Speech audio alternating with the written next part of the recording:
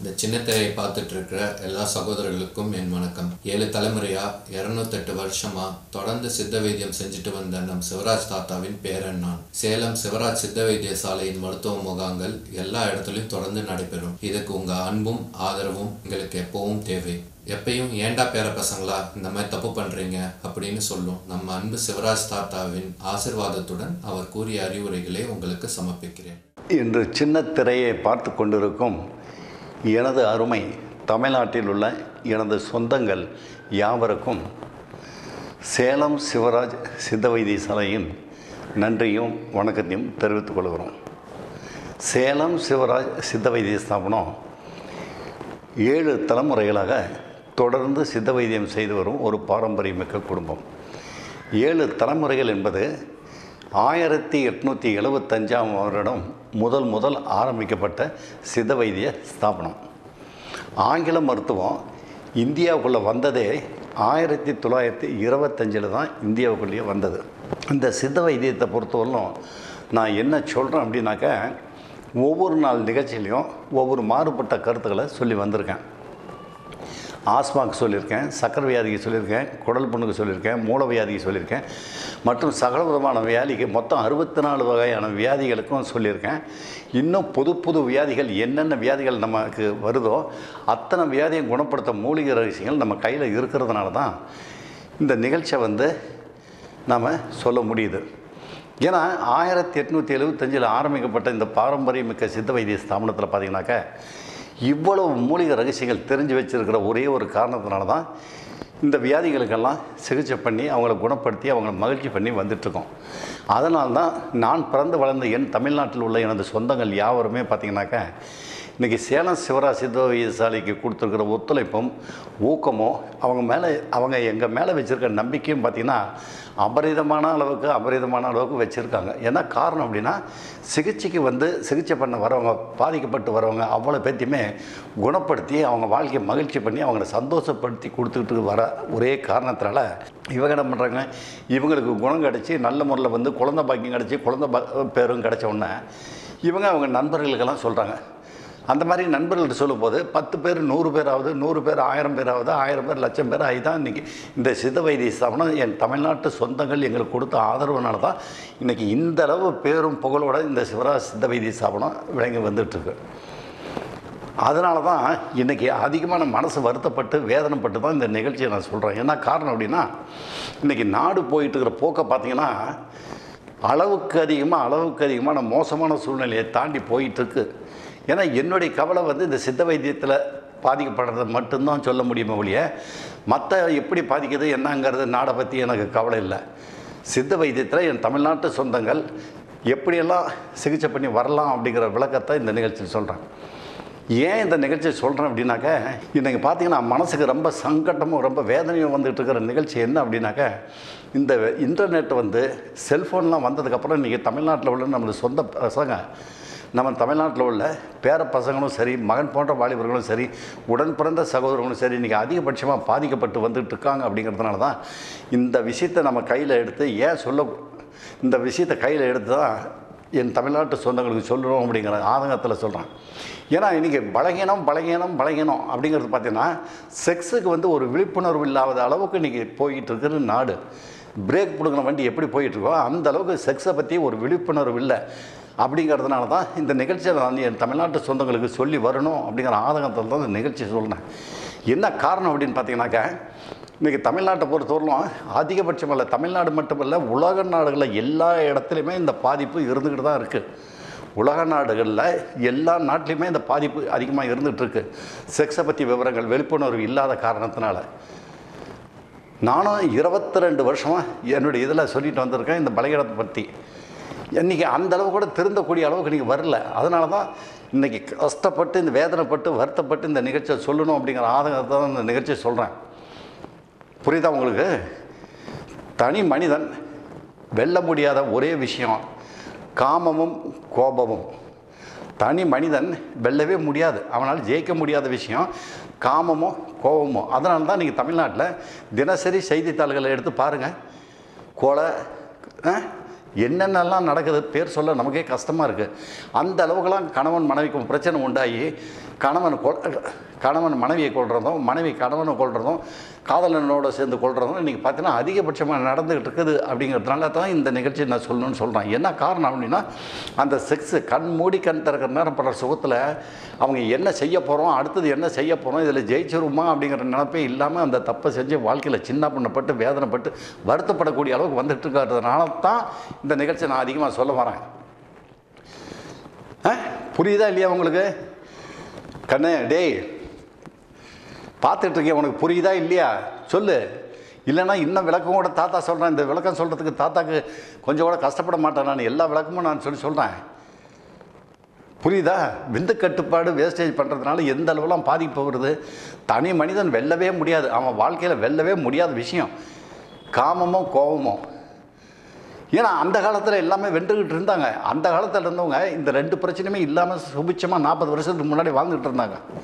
எப்படி வாழ்ந்துக்கிட்டு இருந்தாங்க அவங்க சொல்லு?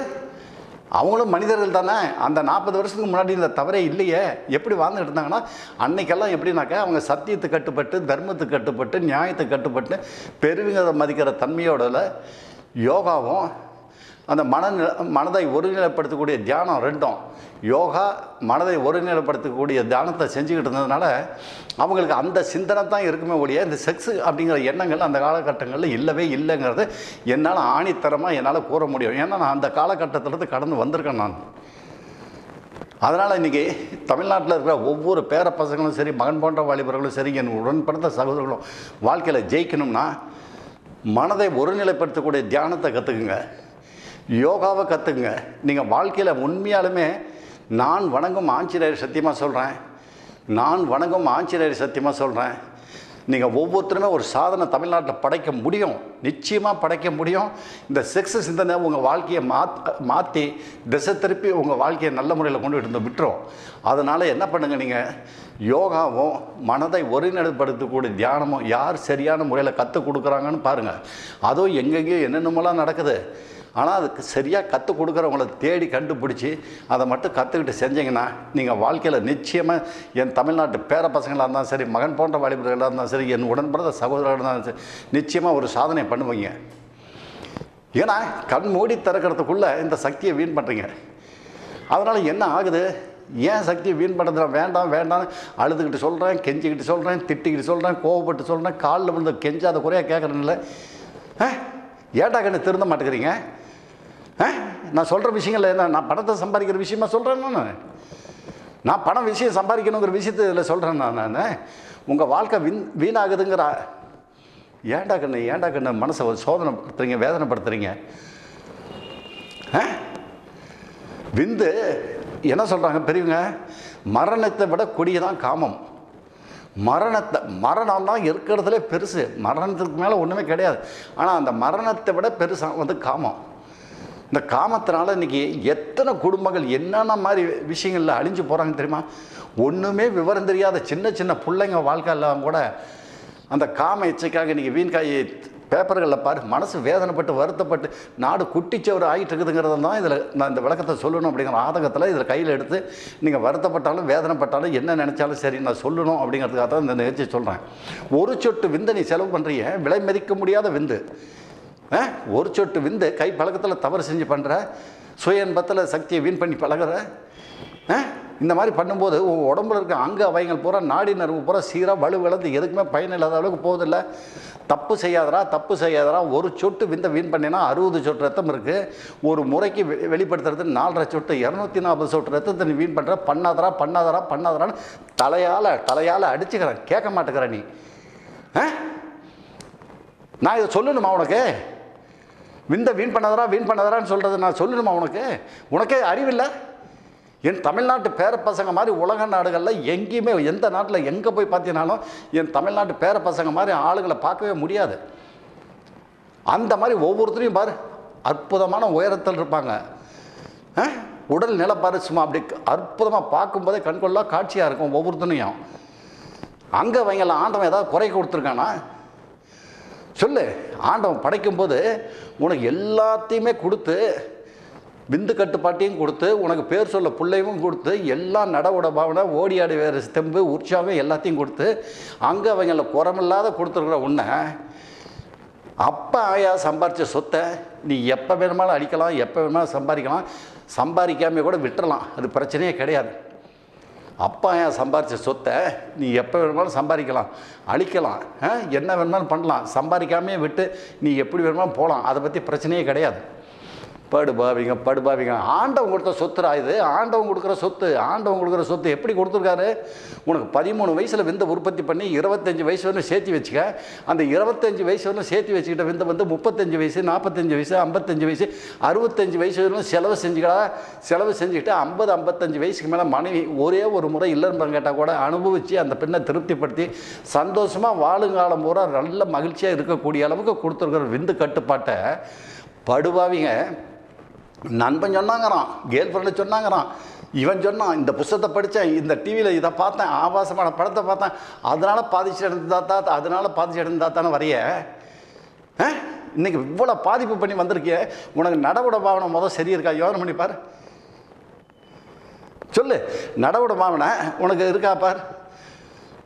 உன் உடம்பை கூட உன்னால் பார்த்துக்க முடியல. நீ அங்கேருந்து நடந்து வரும்போது தள்ளாடி வர மனசில் அந்த அளவு பயம் பதட்டம் வந்துருச்சு. ஏன்னா விந்த செலவு செய்கிற, 1 வருஷம் செலவு செய்கிற, 2 வருஷம் செலவு செய்கிற, 3 வருஷம் செலவு செய்ய. உன்னை யார் வேண்டாங்கிறா? நானா வேண்டான்னு சொல்கிறேன். செஞ்சுக்க, என்னமோ பண்ணிட்டு போ.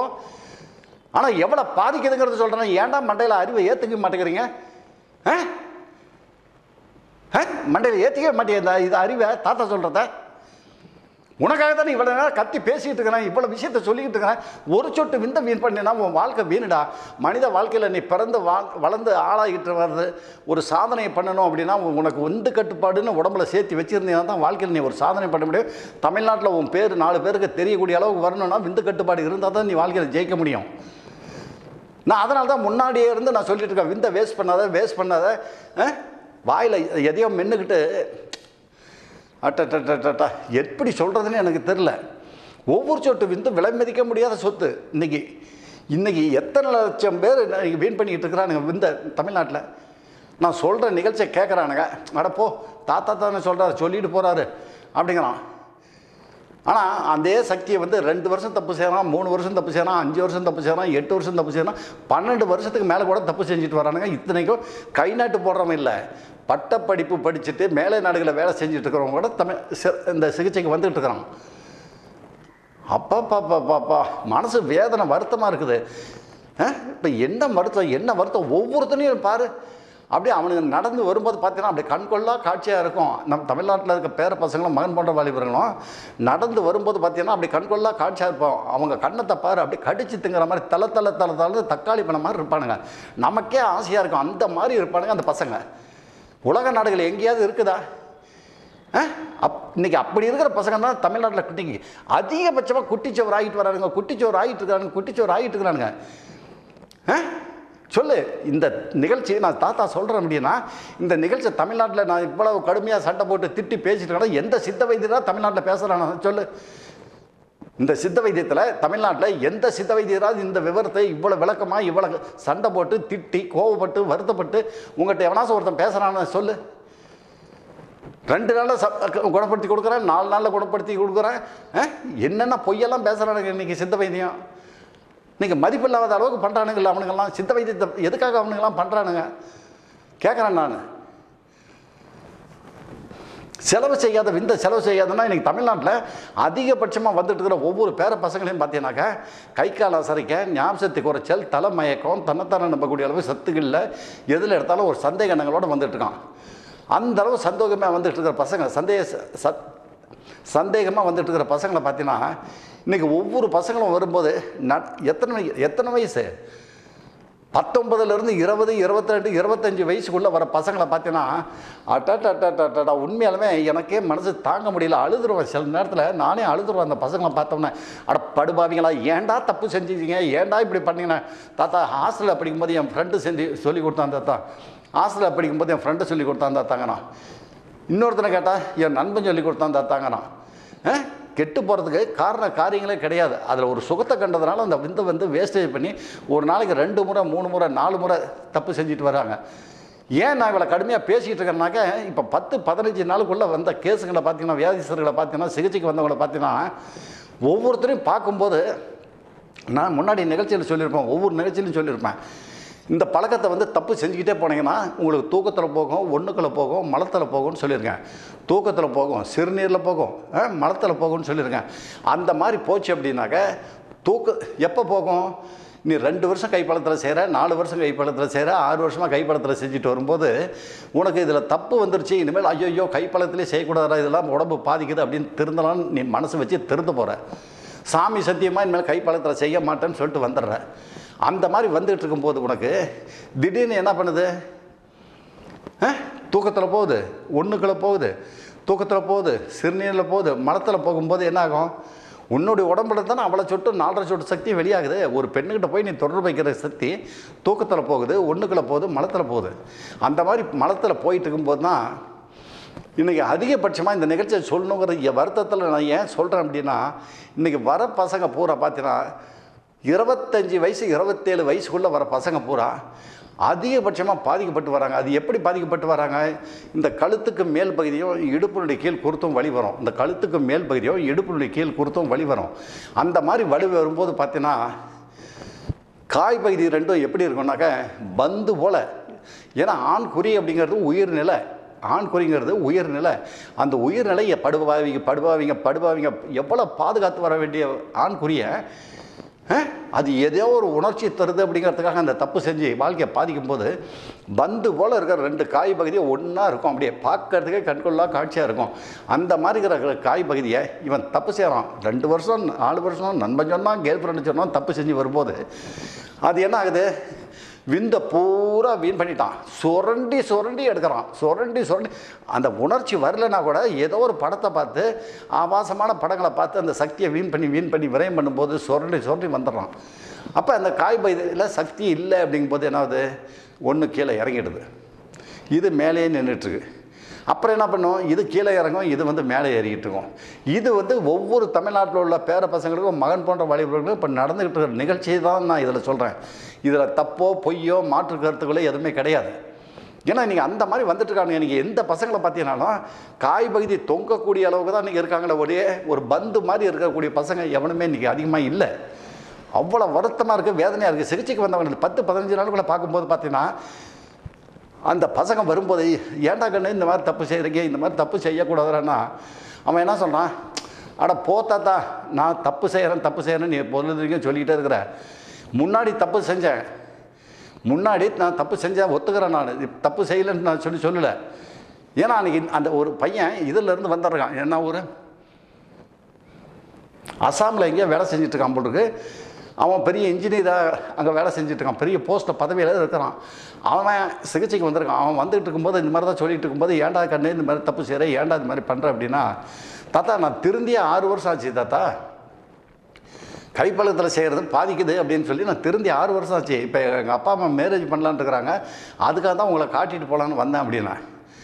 அட படுபாவி, ஏன்டா வந்தேன்? இங்கே வராமையே போய் தொலைஞ்சிருக்கலாமே. எதுக்கு வந்தேன்? நான் இல்லை தான் நான் கல்யாணம் பண்ண போகிறேன், அந்த பெண்ணை திருப்திப்படுத்த முடியாதா அப்படின்னு என்கிட்ட கேட்குறான். அதுக்கு நான் சொன்னேன், ஏன்டா நீ உட்கார்ந்துருக்கிற நிலைமை, உன் முகத்தினுடைய இது பாதிப்பு பார்த்தாலே தெரியுது, நீ இல்லைன்னு தகுதி இல்லை, நீ மனசெல்லாம் வாழ்கிறதுக்கு தகுதி இல்லை, நீ எப்படா வெக்கங்கிட்டு மேரேஜ் பண்ண போகிற, ஏன்டா படுபாவி ஒரு பெண்ணுடைய வாழ்க்கையை வீண் பண்ணுற அப்படின்னா. எதை வச்சு சொல்கிறீங்க அப்படின்னா, இப்போ வந்து உனக்கு ஏதோ தெரிஞ்ச பொண்ணோ அல்லது வேறு ஏதோ ஒரு பொண்ணு உன் பக்கத்தில் வந்து உட்காந்து உன் ஆண்குறியை தொடுதுன்னு வச்சுக்க. ஆண்குறியை தொட்டதுன்னா உன் ஆண்குறி ரப்பர் துண்டு மாதிரி இருக்கும். ஆண்குறி ரப்பர் துண்டு மாதிரி இருக்கும். ஐயோ ஆமாம் தாத்தா, நீங்கள் சொல்கிற மாதிரி தான் இருக்குது, சத்தியமாக தாத்தா நீங்கள் எப்படி சொல்கிறீங்களோ அதே மாதிரி தான் இருக்குது. ஆண்குறியை தொட்டு பார்த்தா ரப்பர் துண்டு மாதிரி தான் தாத்தா இருக்குது, அந்தளவுக்கு போயிடுச்சு தாத்தா அப்படின்னா. இந்த நிலைமையிலே படுபாவி திருமணத்துக்கு போகிற கேட்குறான். என்னடா படிச்சிருக்கிற, படித்து என்னடா பிரயோஜனம் சொல்ல? படித்து என்ன பிரயோஜனம்? உன் ஆண்குறி ஒரு பெண்ணு தொட்டாலும் சரி, நீ தொட்டாலும் சரி, ரப்பர் துண்டு மாதிரி ஆகிப்போச்சு அப்படின்னா அதில் போய் திருமணம் பண்ணி அந்த பெண்ணை சந்தோஷப்படுத்தி உனக்கு பேர் சொல்ல பிள்ளையை கொடுக்க முடியுமா? உனக்கு விந்தே உன் உடம்புல இல்லையே அப்படின்னு சொன்னோன்னா அதுக்கு சொல்கிறான் அந்த பையன், தாத்தா முன்னாடி தப்பு பண்ணிகிட்டு இருந்தேன், இப்போ என்ன பண்ணிட்டு இருந்தீங்களா? கை பழக்கத்தில் தவறு செய்கிறேன், கை பழக்கத்தில் தவறு செய்யலைன்னு நான் சொல்லவே இல்லை. கை பழக்கத்தில் தினசரி செய்கிறேன். ஒரு நாளைக்கு 2 முறை 3 முறை கூட தான் செய்வேன். அப்படின்னா ஏன்டா அது செஞ்சாக்கா பாதிப்பு தான்டா, ஏன்டா அந்த மாதிரி செய்கிற, இவ்வளவு திருந்தி வந்துட்டேன், சாமி சத்தியமாக தப்பு செய்யல தாத்தானுங்கிற, இப்போ கைப்பழக்கத்தில் மட்டும் ஒரு நாளைக்கு 3 முறை கூட செய்கிறேன்னு சொல்லிட்டு வெக்கமாக இருக்காது, இதாக இருக்காதுடா உனக்கு, ஏன்டா இந்த மாதிரி பண்ணுற அப்படின்னேன். தாத்தா நான் கேட்குறேன், நீங்கள் என் மேலே கோவிச்சுக்காதீங்க, உங்களுக்கு என்ன வயசாச்சு, உங்களுக்கு இவ்வளோ வயசாகி இவ்வளோ அனுபவம் இருக்குதுல்ல, கைப்பழக்கத்தில் செய்கிறேன்னு நான் சொன்ன உடனே நீங்களும் ஏமாந்து போய் ஏன்டா அது செய்கிற அப்படின்னு எனக்கு திட்டுறீங்கல்ல. நீங்கள் ஒன்று புரிஞ்சுக்குங்க, நான் எவ்வளோ படிப்பு படிச்சிருக்கேன்னு உங்களுக்கு தெரியுமா? அவ்வளோ 2-3 டிகிரி வாங்கியிருக்கேன் நான். அந்த மாதிரி இருக்கிறவன் அந்த விந்து கைப்பழக்கத்தில் செய்யும்போது அந்த விந்தை வீண் பண்ணுறதுக்கு விடுவேனா தாத்தா நான்? நீங்களும் தான் விவரம் தெரியாமல் அறிவில்லாமல் பேசுகிறீங்களே என்கிட்ட. ஒரு சொட்டு விந்தை கூட நான் வீண் பண்ண மாட்டேன் தெரியுங்களா உங்களுக்கு?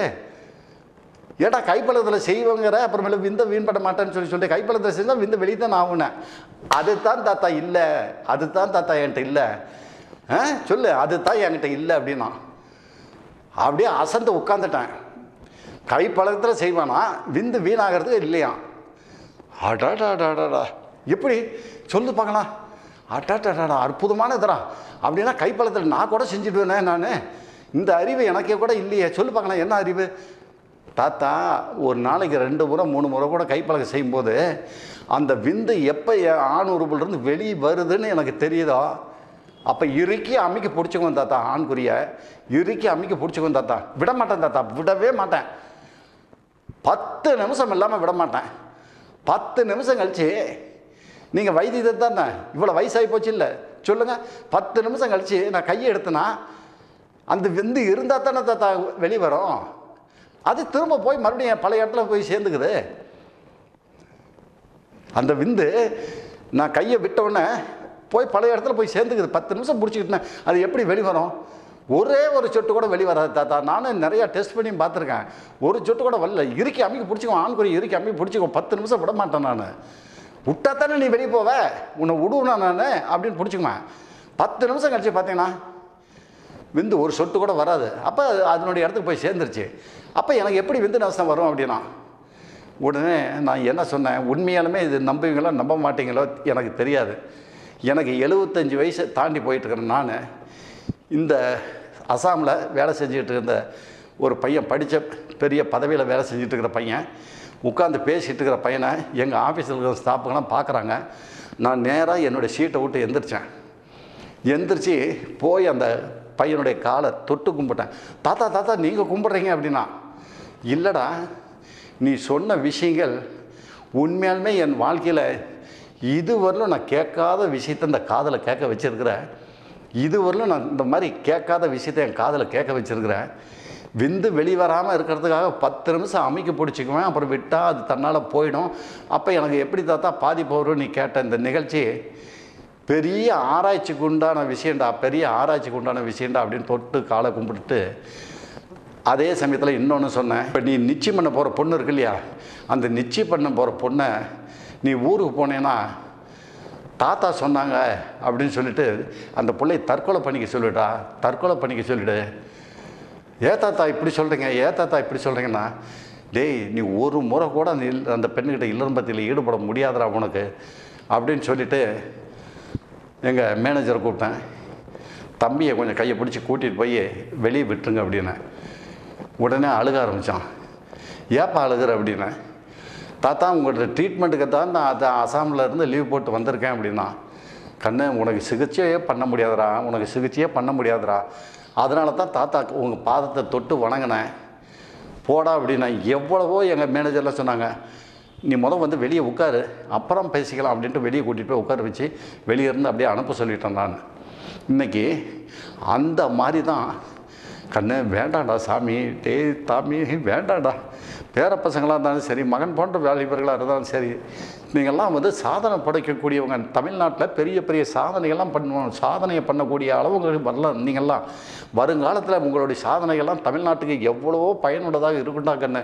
தப்பு மட்டும் செய்யாதீங்கடா, அந்த விந்தை மட்டும் வீண் பண்ணாதீங்கடா, கை பழக்கத்தில் செய்யாதீங்கடா, தவறான பெண்ணுக்கிட்ட போகாதீங்கடா, தன்னோட வயசில் மூத்த பெண்ணுக்கிட்ட போகாதீங்கடா, தூக்கத்தில் வெளிப்படுத்தாதீங்க, ஒன்றுக்குள்ள வெளிப்படுத்தாதீங்க, மலத்தில் வெளிப்படுத்தாதீங்கடா, விலைமதிக்க முடியாத சொத்துரா கண்ணு. இன்றைக்கி 2 காய் பகுதியும் இப்படி இருக்குது அப்படின்னா, ஆண்குறி இப்படி நிலத்தை பார்த்து தொங்கிடுச்சின்னு வச்சுக்க. நிலத்தை பார்த்து தொங்கிடுச்சுன்னா உன் சொத்து பத்து நீ எவ்வளோ வச்சுருந்தாலும் சரி, எத்தனை கோடி வச்சுருந்தாலும் சரி, உனக்கு தங்கமான மனைவி அமைஞ்சிருந்தாலும் சரி, எதுக்குமே நீ மனைவிக்கு ஏற்ற புருஷனாகவே இருக்க முடியாது. அந்த மாதிரி ஆண்குறி தொங்கிடுச்சுன்னா உன் மனைவிக்கு ஏற்ற புருஷனாகவே உன்னால் இருக்க முடியாது. அந்த மாதிரி தொங்கி போச்சு அப்படின்னா உன்னுடைய கதை முடிஞ்சு போச்சு. உன்னுடைய கதை முடிஞ்சு போச்சு. நீ மனிதனாக வாழ்கிறதுக்கு தகுதி இல்லை. அப்படி தான் இன்றைக்கி 25 வயசு, 28 வயசு, 29 வயசுக்குள்ளே பார்த்தீங்கன்னா இன்றைக்கி சிகிச்சைக்கு வரவங்க பூரா அதிகபட்சமாக இந்த மாதிரி தான் வந்துட்டுருக்காங்க. அதனால தான் நான் இன்றைக்கி சிகிச்சைக்கு வரவங்களை பார்த்தேன்னாவே எனக்கு ஆளை பார்க்கும்போதே அவன் எப்படி இருக்கான், என்ன மாதிரி இருக்கான்னு எனக்கு தெரியும். அதனால் நான் சிகிச்சை பண்ண மாட்டேன், நீ எங்கே வேணுமாலும் போய் பண்ணிக்க அப்படின்னு சொல்லி நான் திரும்ப அனுப்பிச்சிருது. இன்றைக்கி அதிகபட்சமாக இன்றைக்கி இந்த சின்ன திரையை பார்த்துட்ருக்கிற என் பேர பசங்களுக்கும் சரி, மகன் போன்ற வாலிபர்களுக்கும் சரி, தாத்தா அழுத்தம் திருத்தமாக கடைசியாக ஒரு வார்த்தையை சொல்கிறேன், கவனமாக கேட்டுங்க. நீங்கள் சின்ன வயசு 22 வயசுலேருந்து தப்பு செஞ்சுட்டு வந்திருந்தாலும் சரி, நீங்கள் சிகிச்சைக்கு வரும்போது உங்களுடைய உடல்நிலையை தாத்தா பார்க்கும்போதே நீ எப்படி இருக்கிற, என்ன மாதிரி இருக்கிற அப்படின்னு எனக்கு தெரியும். உன்னுடைய ஆண்குறி 2 காய் பகுதியும் இப்படி இருக்கும்போது கீழே தொங்கிடுச்சுன்னு வச்சுக்க. அந்த மாதிரி ஸ்டேஜில் தான் நீங்கள் அதிகபட்சமாக வந்துட்டுருக்காங்க எல்லா இடத்துலையும். அந்த மாதிரி வந்துட்டுருக்கிறவங்கள பார்த்தா நான் சிகிச்சை பண்ண மாட்டேன், என்னால் சிகிச்சை பண்ண முடியாது, அவங்கள குணப்படுத்த முடியாது அப்படிங்கிறத ஆணித்தரமாக நான் வணக்கம் ஆஞ்சிநாயகி சத்தியமாக இந்த நேரத்தில் சொல்லிக்கிறேன்.